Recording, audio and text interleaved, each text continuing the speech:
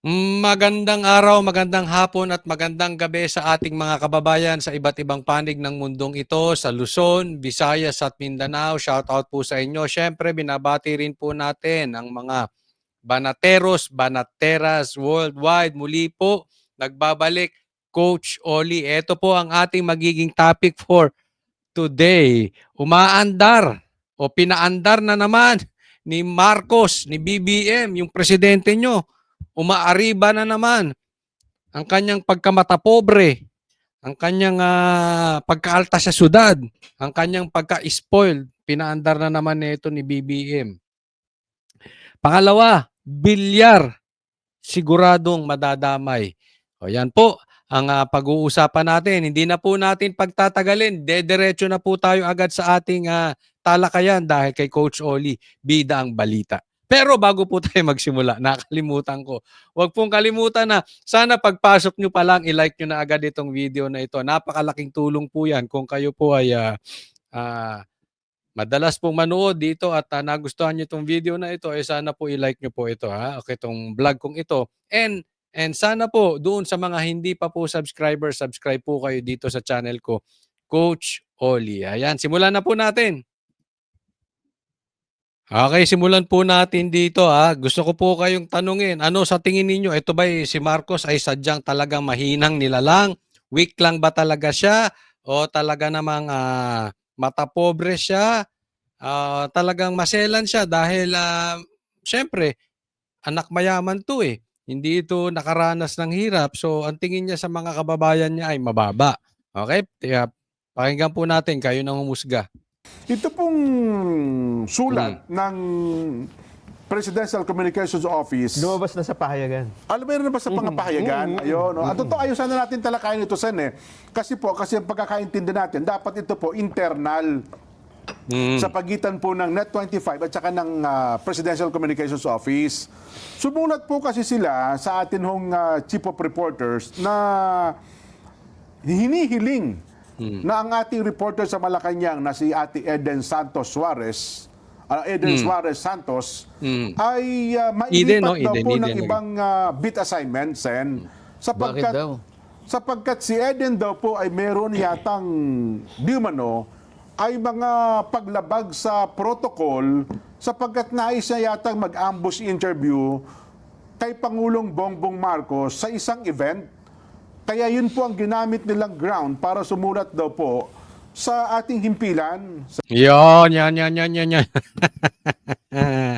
Okay. Ito po istorya niyan. Si Eden, no? Hindi ko po siya kilala, pero madalas natin siyang ma-feature dito sa ating mga vlog kasi ang galing po niya magtanong. And higit sa lahat, kasi alam nyo, marami po kasing magaling magtanong ng mga reporter. Maraming TV anchor na magaling magtanong kasi yan ang pinag-aralan niya mga yan eh. Maraming mga broadcaster, journalist, etc. magaling magtanong. Pero isa sa nakita kong katangian nitong si Eden ay matapang. Hindi siya sip-sip. Hindi siya double standard. Sa mga naobserbahan ko mga katanungan niya, talagang meron silang mga nagiging enkwentro nitong si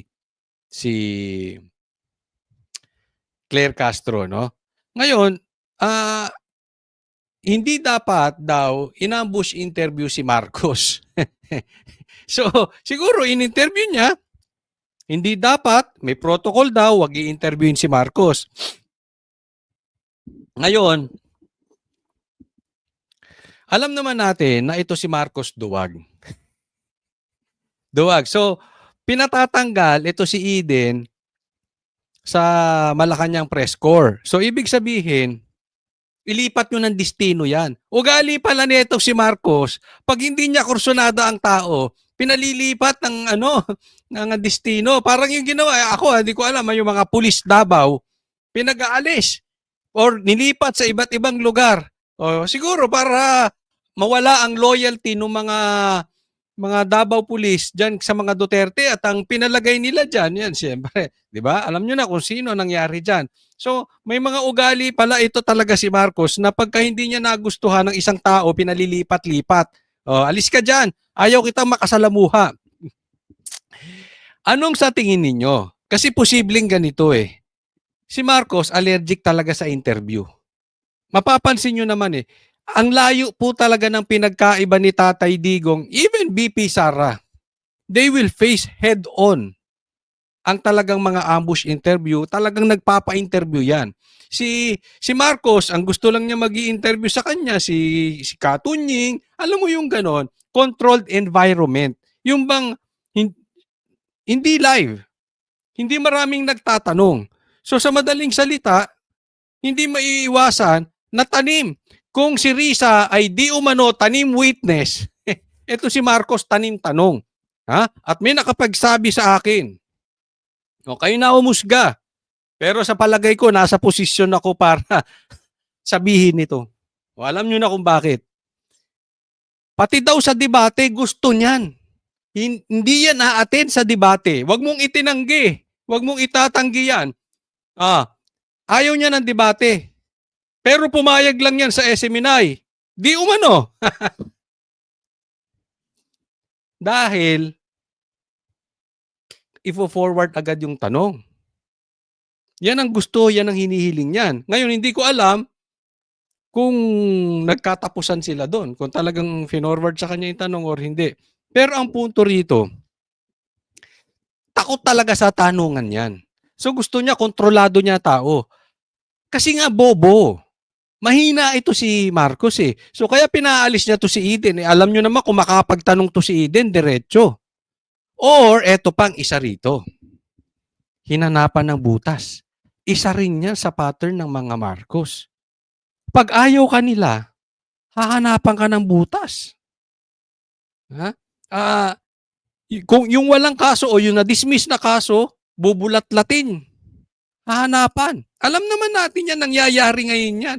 Mga vloggers, kaliwat kanan, kung ano-anong klaseng bintang. Bubutasan ka talaga. Meron nga akong nababalitaan eh. Pati baril pinakakalkal. Pati yung lisensya ng isang baril pinakakalkal. Totoo ba yan? Sa isang mataas mong pulis. Para harasin. Ganyan sila nangangalkal. Kasi alam naman po natin na maraming tanong ito si Eden na magaling itong magtanong, laging nababara si Claire. Di ba napunan nyo? Ilang pagtatagpo na feature natin dito sa vlog ko, hanapin nyo. Kung hindi nyo napanood dito sa vlog ko, hanapin niyo sa mga hindi nakakaalam. Hanapin nyo Eden versus Claire. Siguro makikita nyo. Talagang barado lagi si Claire. Hindi siya makasagot lagi sa mga katanungan. Or kung makasagot man si Claire kay Eden, talagang nabubuko yung kapalpakan ni Marcos. So, may maraming dahilan eh. No? Talagang siguro, una, ayaw ni Marcos nang nai-interview siya. So, hindi ka po pwede, kailangan magpakaalam ka muna kay Marcos. At huwag kang lalapit sa kanya. Pangalawa, hinanapan ng butas kasi nga laging barado si Claire dito. Ito pala si Claire, matapang lang makipagsagutan. Matapang lang makipagsagutan pagka hindi ka harap. Pwedeng ganun. Di ba? Pero pag kaharap niya si Eden, barado siya parati. Pwedeng ganun, kaya gumaganti. No? Hindi natin alam, pero magde-develop tong story na to and I'm sure may sabit dito ang PCO. No? Mali sila dito. Pagkatiningnan pong lahat, lumabas yung pagkamata pobre dito ni BBM. Lumabas yung parang ang baba ng tingin niya sa tao. Nakita nyo, ang layo-layo niya kay PRRD. Si PRRD, binabara na ng mga reporter kung ano-anong klaseng binabato kay PRRD. Pero hinaharap niya. Nagagawa pa niya magpatawa. Hinaharap niya yung mga matitinding magtanong na tipong kabastusan na yung mga katanungan. Pagbibintang na yung mga katanungan kay PRRD. And yet, ginawa ba niya ito? May pinasuspindi siyang reporter? O ilipat mo kasi in-ambush interview ako? sa madaling salita na walang kawala dito si Marcos. It's either it could be matapobre siya, nanghahanap siya ng butas, duwag siya sa interview, matatakutin si Marcos, o bobo si Marcos, or all of the above. Kayo na mag-decide kung alin dyan. Oh. Sen? Teka muna, yung Oo. protocol na yun ay dumaan sa public hearing. Wala naman po pa. Lahat ba ng mga pwedeng makisama sa isang kalipunan na reporter at kung saan sila dapat maistasyon, alam nila ipinaliwanag yung protocol na yun. Alam nila lahat. Parang ano at po pumayag lahat. Actually, wala namang dito tanong. Kundi ito'y parang mensahe na pinadadala sa lahat ng mga himpilan ng radyo, telebisyon at mga reporters na nagko-cover ng Malacanang, Sen. So, bakit naman, baka naman lumalabag na kayo sa press freedom pag ganyan. May ganun ho ba? Kung Opo. minsan kasi, may kinakailangang itanong talaga at hindi mo Opo. naman talaga mapipili yung oras. Lalo na yung pagkakataon, doon mo lang nakita halimbawa yung taong gusto mong tanungin. Oho. At talagang gusto mo namang itanong yun sapagkat bahagi ng tungkulin mo. Oho. Hinahabol mo talaga yung may mga ano yung reporter eh. Opo, May mga deadline. oras, may mga deadlines. Opo. At siguro isa sa kanyang assignment ay kailangan nating magkaroon ng ganitong reaction mula sa taong ito. At ang deadline niya, yun ang panahon na nakita niya. Oho. Paano mo ipagbabawal yun? Yun, ako sa akin banda. Ang sabi dito ni Senator Marcoleta, baka naman may deadline si Eden, yung reporter. At syempre, bakit nyo pinagbabawalan? 'Di ba? Doon lang niya, posibleng doon nyo lang nakita yung pagkakataon at doon niya lang mai-interview yung Pangulo. To give benefit of the doubt, pagpalagay natin, kasi baka mamaya, hindi natin alam yung buong sitwasyon. Pero baka naman maselan yung sitwasyon. So, pagpalagay natin, let's assume, for discussion purposes, kampihan nating bahagya si Marcos. Medyo yung lugar maselan. Huwag muna kayong lumapit. Huwag kayong pasaway. 'Di ba? Pwedeng ganun eh. Kasi bibigyan ko naman kayo ng interview. But for the moment, medyo maselan yung sitwasyon, wag muna. Pwedeng ganun eh. Kaya lang ang problema, hindi ko rin masisi si Eden dahil alam naman natin ang Pangulo, hindi nga nagpapa-interview. So ang tendency niyan, kahit ako reporter pinadala doon. At alam ko si Marcos ay hindi nagpapa-interview. Kahit bawal, i-ambush interview ko talaga. Kasi yun ang trabaho ko bilang reporter eh. So sinusubukan kong intindihin si Marcos. Sinusubukan ko ding intindihin yung reporter. Kaya lang ang pagkakamali nga ni Marcos, ang tagal na niya. Mag-4 na taon na siya nakaupo. 'Di ba? Going 3 years to 4 years na siya eh. Pero anong nangyayari? Wala naman talagang matibay na interview kay Marcos eh. Gusto niya lahat lahat. Kung hindi si Katunying o yung taga-ABS, yung ganun ba? Hindi na pagbibigyan lahat.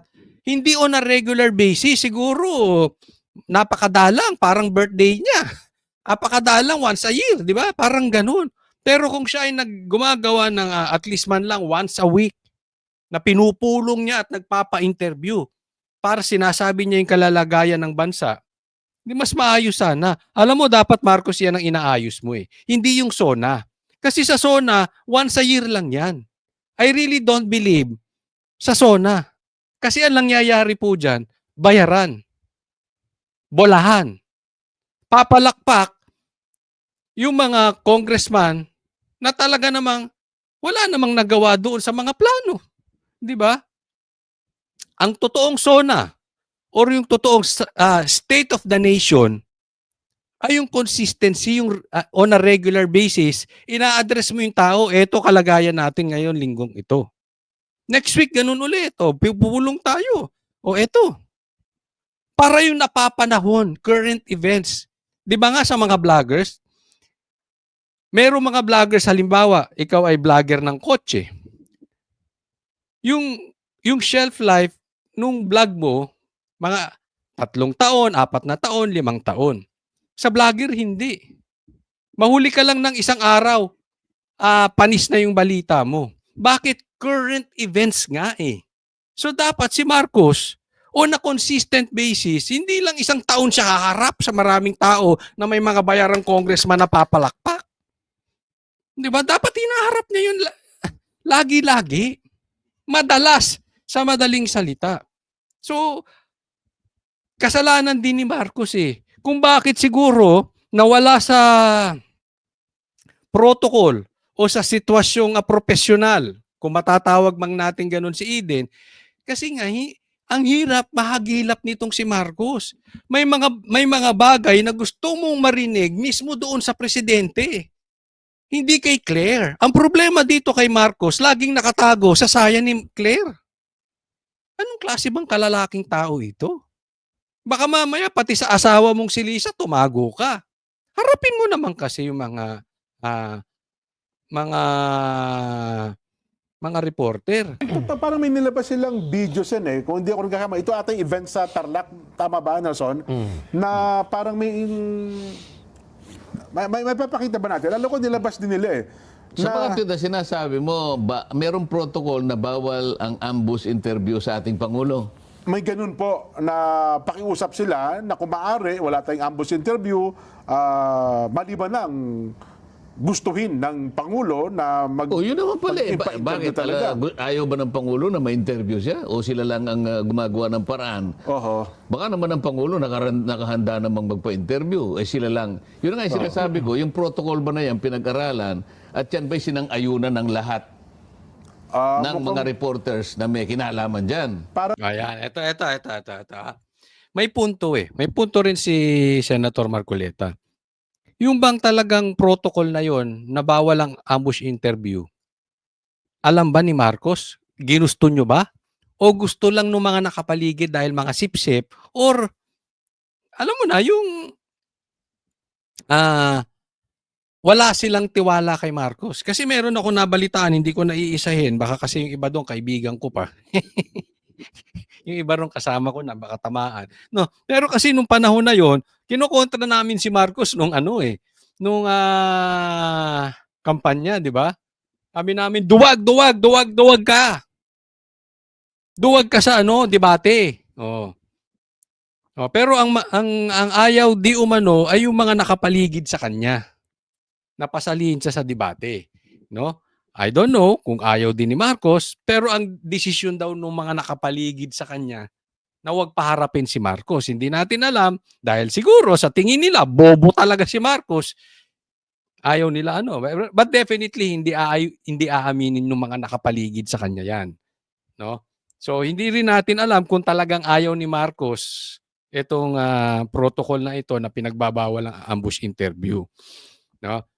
Pero kasi sa isang banda rin, Marcos, dapat maging matigas ka. Hindi po natin siguro tamang sasabihin na maging katulad ka ni Duterte, pero presidente ka eh.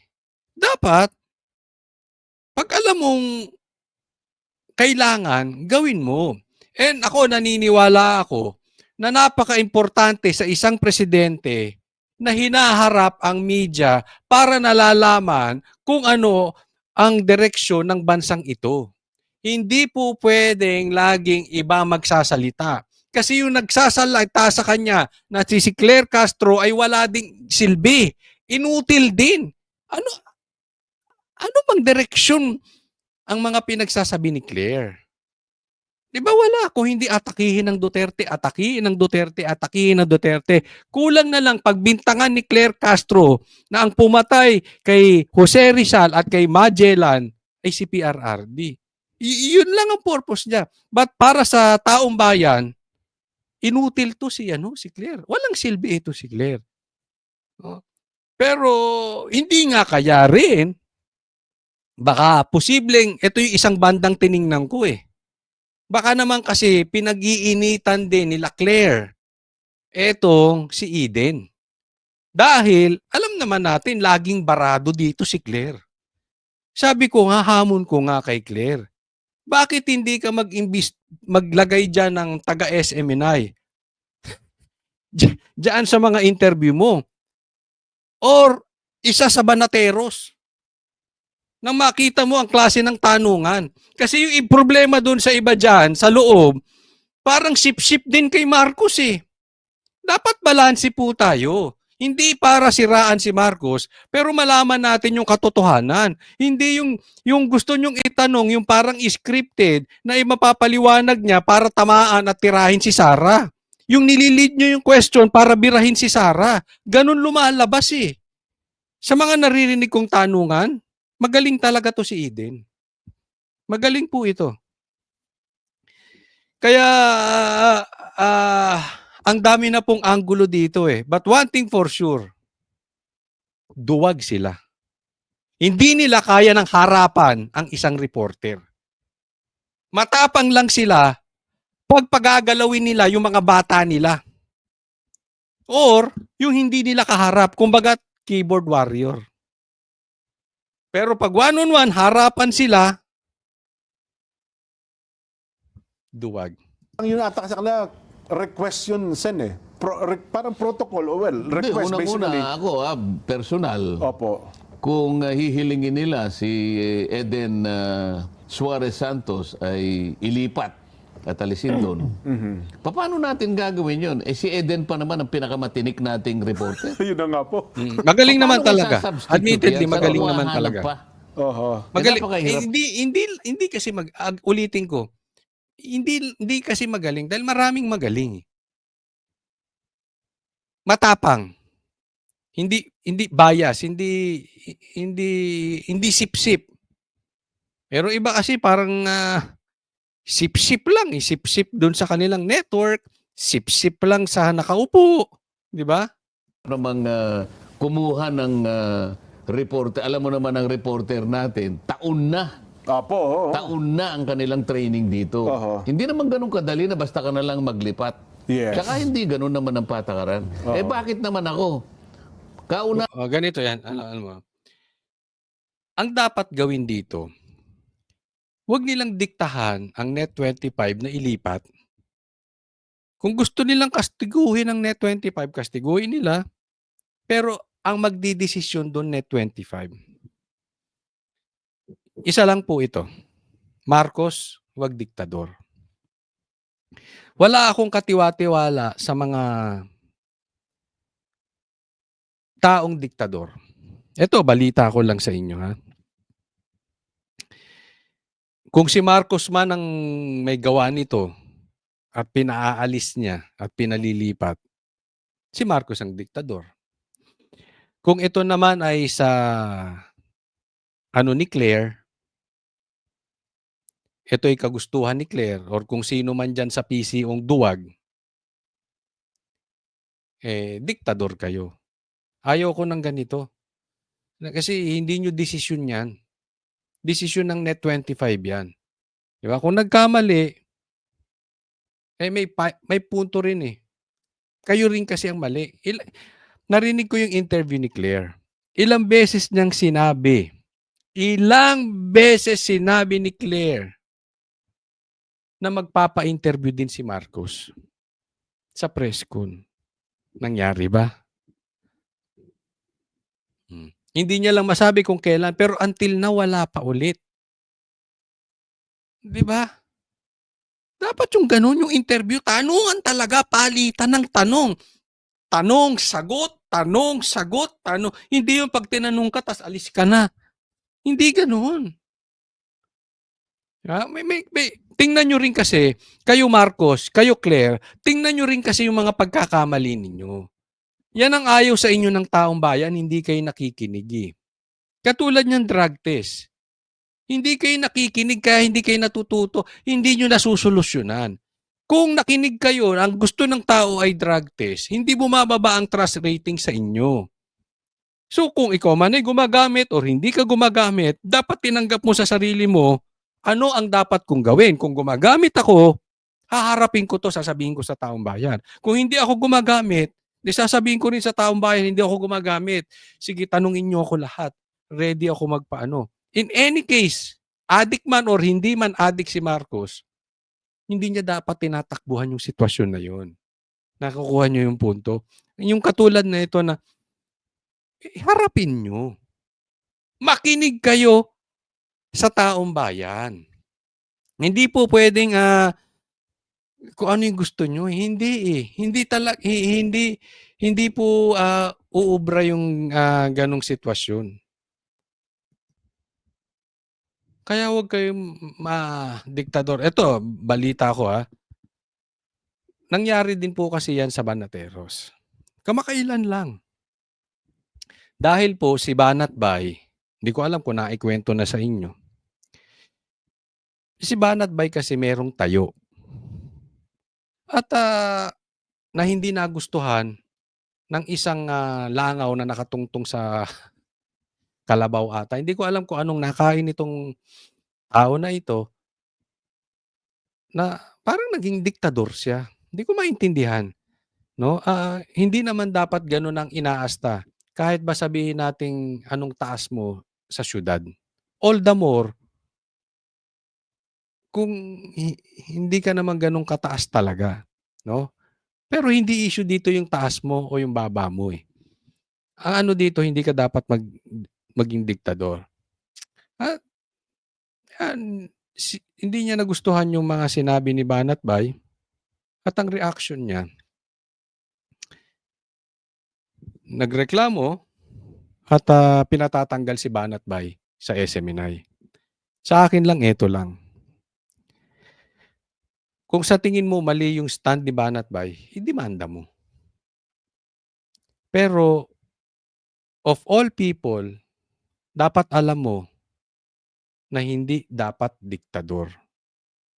Alam mo dapat hindi diktador kasi hindi diktador yung pamilya mo. Yung pamilya mo kahit na binabatikos ng matindi, ay hindi naging diktador sa kung kahit sino mang reporter. Reporter, media man, etcetera. 'Di ba? So, kung may mali, punta ka sa korte. Pero 'wag mong diktahan pati yung klaseng trabaho kung anong gusto niyang gawin. Idadamay mo pa yung ibang tao. No, kaya ako wala akong tiwala sa mga yung mga ganyan. "Ay tanggalin mo 'yan, ay tanggalin mo 'yan, ay ganito." Eh, sino ka?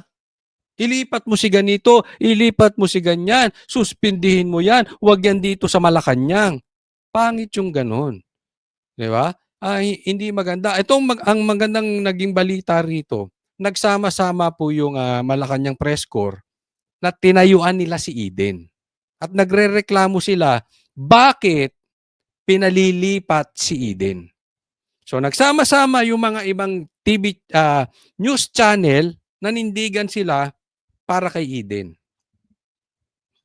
At antayin natin mag-develop 'tong story na 'to. Pero Marcos, or kung idea man 'to ni Marcos, idea man 'to ng PCO, idea man 'to ni Claire, sino may idea na ito?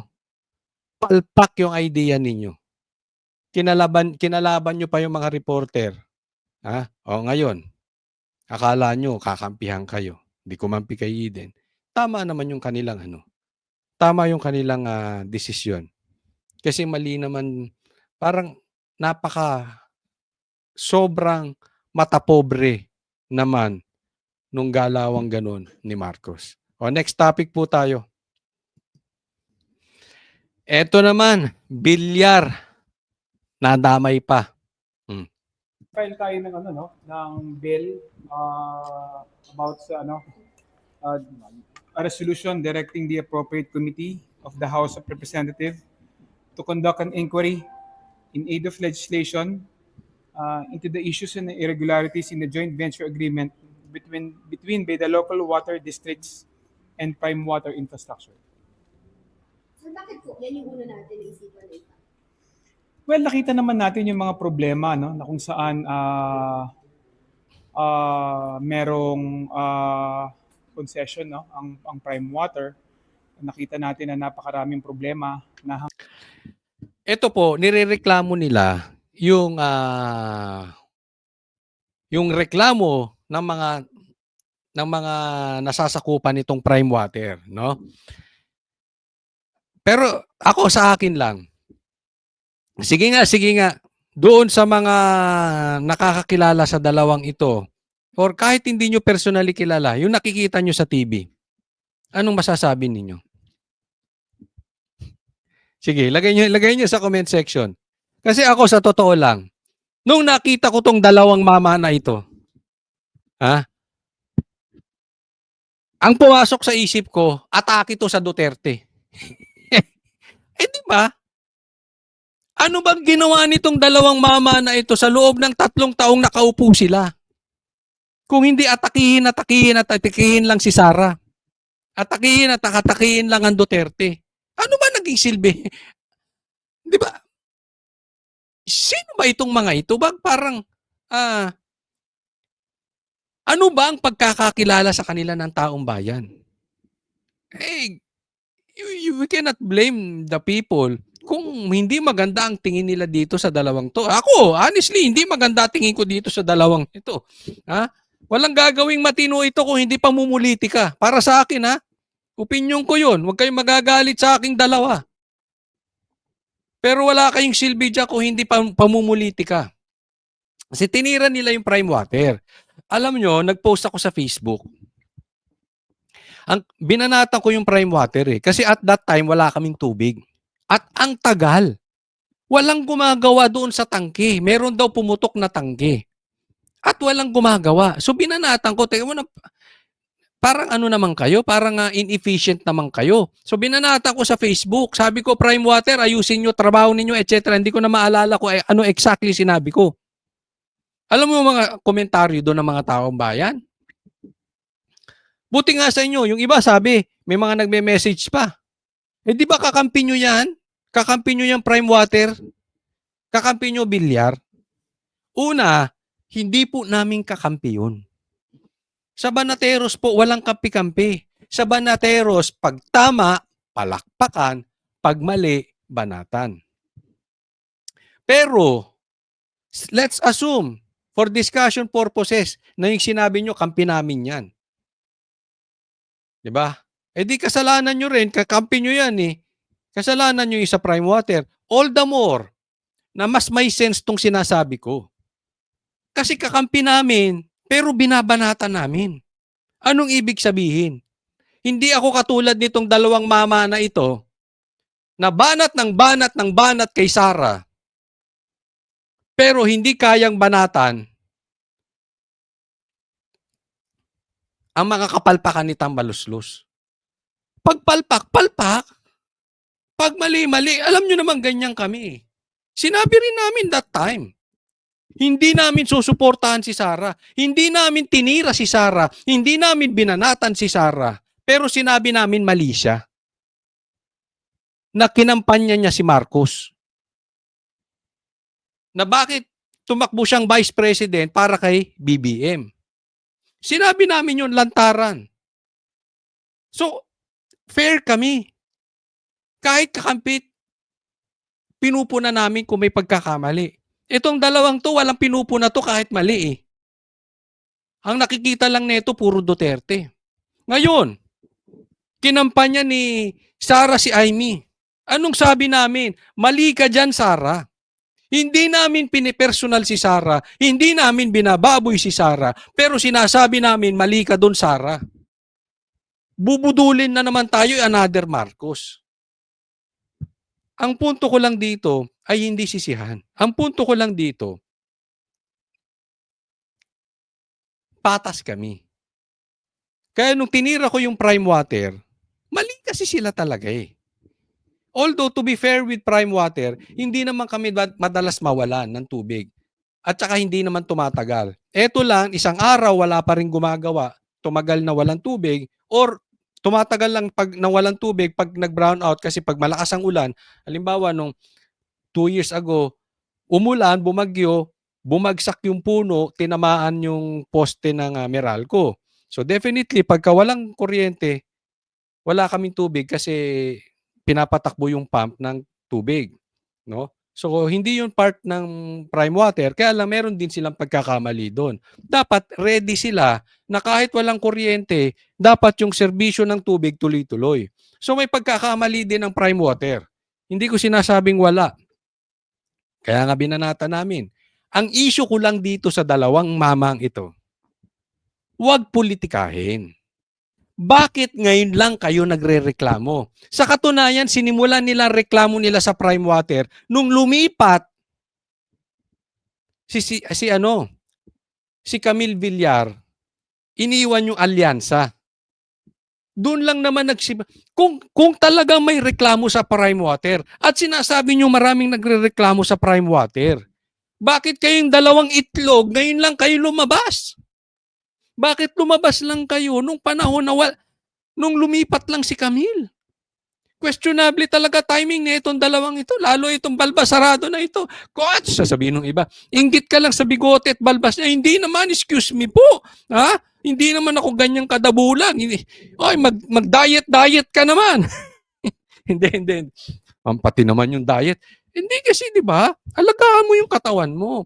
Sayang, sa bagay, ikaw ba naman ang kumita ng ano?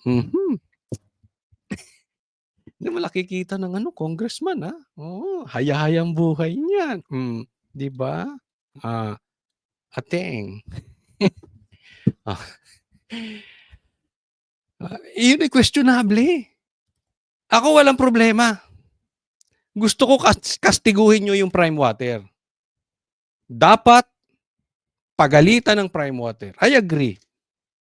Dapat ayusin ng prime water yung kanila kasi ako, kaya ko magsalita dyan dahil na-experience ko mismo. Dito po sa aming lugar, prime water po ang water service. Pero, kahit tama ang pamamaraan, pag mali ang motibo, mali ang kalalabasan.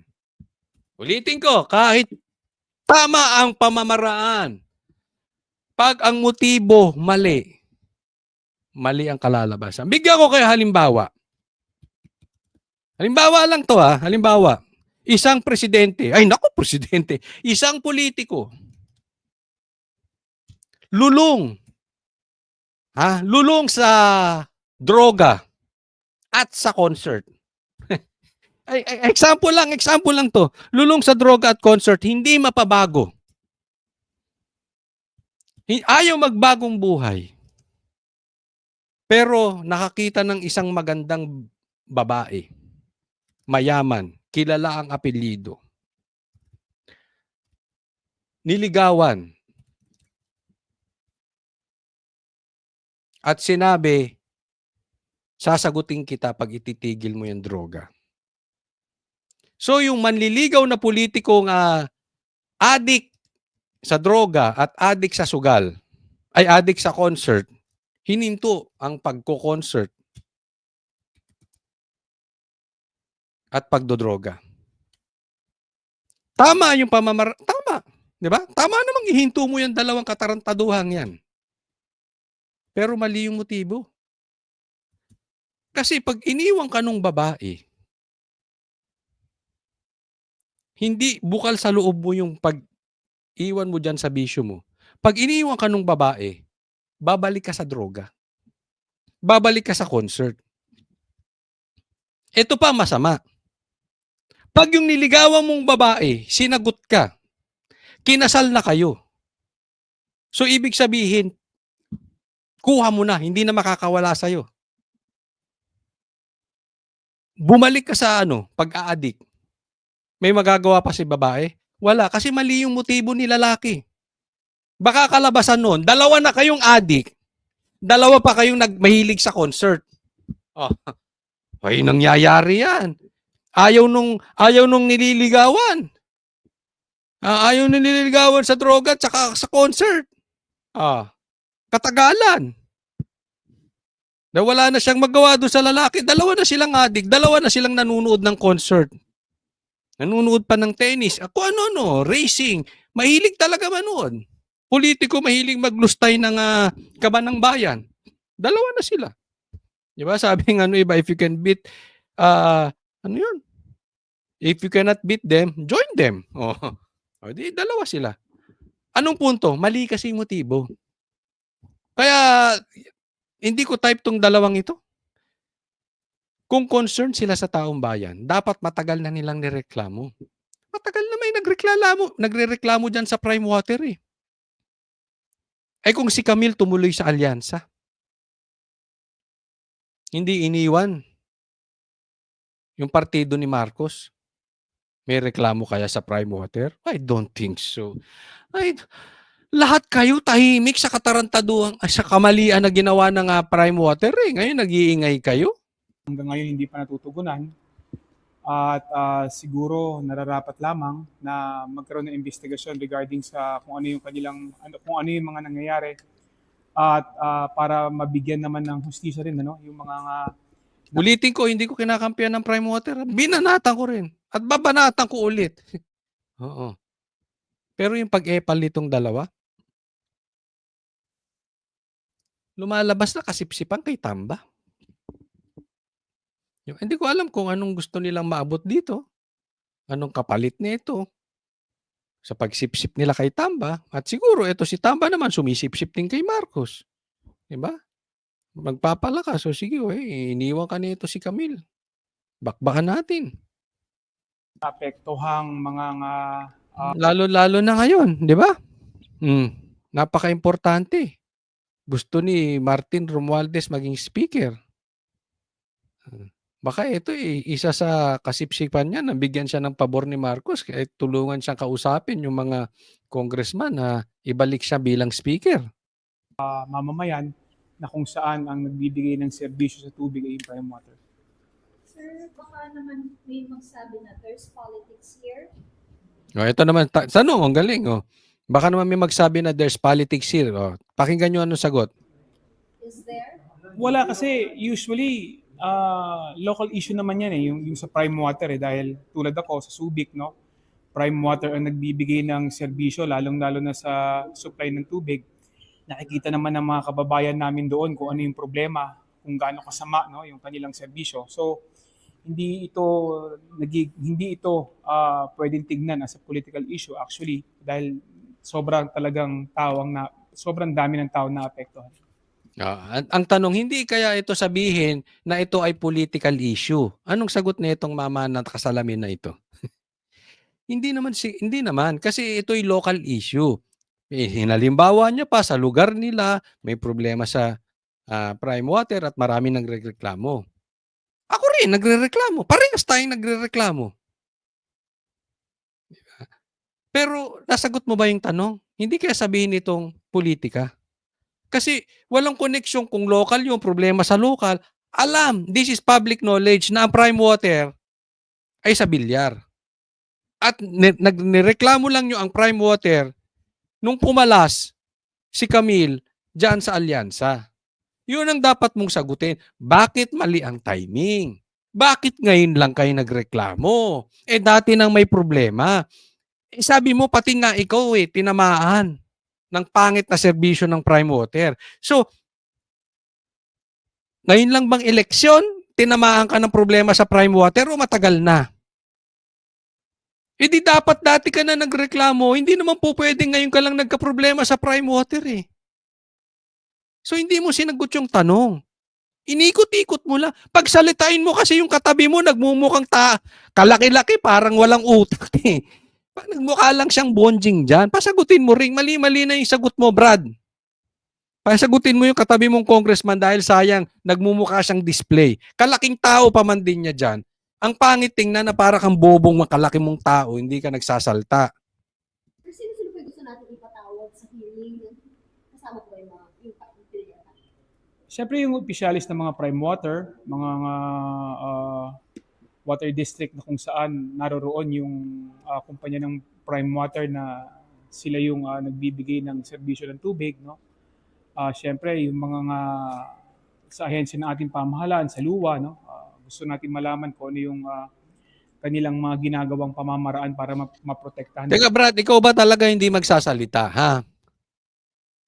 Tumayo-tayo ka pa dyan. Ano ka ba? Security? Bodyguard? Backup? Congressman ka ba o bodyguard? Kasi kung hindi ka rin magsasalita, umalis-alis ka diyan sa likod. Ano? Hoy, kayo naman kasi media, tanong-tanungin niyo rin naman. Nang sa ganun magkaroon naman ng silbi tong mama na ito na nagmumukhang tanga eh. Huwag niyo naman kayo media, huwag niyo naman pagmukhaing tanga yung mga ini-interview niyo. Sabihin niyo na lang, kahit ako diyan, anong gagawin ko diyan? Di magaganon-ganon ako para ako pumipitik-pitik ang mata. Ay, tatayo ako rito, wala namang magtatanong sa akin. Ano pa? Alis na ako. Di ba? Kayo naman, hindi nyo pala tatanungin, sana pinalis nyo na. O sinabihan nyo, hindi ka namin tatanungin, huwag ka nang tumayo dyan. Hindi yung mga consumer. Kasama si former Senator Villar. Actually, it's the company of Prime Water, no? Hindi naman natin sinisingle out, no? Or wala tayong sinasabing apelyido o pamilya. Basta the corporation itself, yung Prime Water. Ang tanong, isasama nyo ba si Senator? Siguro, sinabi niya, Senator Villar. Hindi niya sinagot ng tanong kung isasama o hindi. Ang sagot niya, yung mga opisyal ng Prime Water. Kung opisyal ba ng Prime Water at madadamay, kasi ganyan-ganyan ginawa nila di ba? Inimbestigahan lang nito mga mama na ito, Seminay, tapos bigla na lang pinatawag si Pastor Kibuloy. Alam naman natin, ang target yung ulo. Di ba? May record na eh. Gaya nga na sabi ni Attorney Topacio, mahirap na hindi paniwalaan na yung ginawa ni Risa Hontiveros ay tanim kaso. Bakit? Strike 3 ka na eh. May pattern kayo. Ginagawa niyong talaga yan ni Risa eh. Bago pa lumantad to si alias rin meron na siyang anomalya patungkol sa mga tanim witness. Eto din dalawa, ang Congress, di ba? Itong mga to. Di ba? Yung mga bata, sabihin na lang natin itong mga aso ni Tamba. Di ba? Ganyan din ang ginawa. Ang iniimbestigahan si Ka Eric eh. Yung maling tanong ni Ka Eric para sa kanila na hindi naman mali talaga. Tapos, yung pala ang target si Pastor Kibuloy. May pattern na rin kayo. Yung ginawa ni Risa, ginawa nyo rin. Parehas kayong may pattern. Di ba? Ay, nako. Okay, wag pong kakalimutan na doon sa mga hindi ko pa po subscribe po kayo sa channel ko at i-like nyo po itong video na to. Maraming salamat sa patuloy na pagsubaybay nyo dito sa channel ni Coach Oli. Muli po, God bless everyone. Coach Oli po.